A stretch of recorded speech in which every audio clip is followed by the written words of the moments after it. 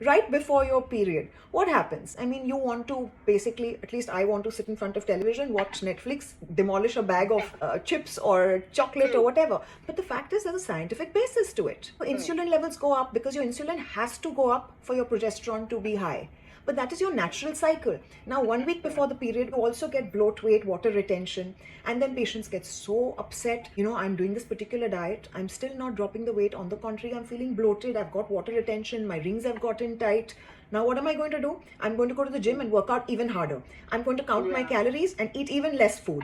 And what has happened? Your cortisol level has gone through the roof, which means your progesterone has gone down. Your progesterone has gone down means your cycles are completely awry. Now you're going to get complete hormonal disruption. And instead of regular period of 28 days or 38 days, now you're going to get it every 2 months or 3 months, or maybe not get it. This is counterproductive. So the week before your period, I will tell you, no, it's okay. You want not to work out too much, don't work out.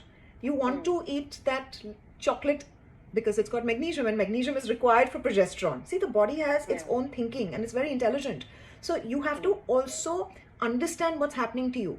Immediately after your period, you want to work out excessively, do that drastic fasting, do it, because your estrogen levels allow for you to do it. So people need to understand the hormonal profile. You need to understand how the body works.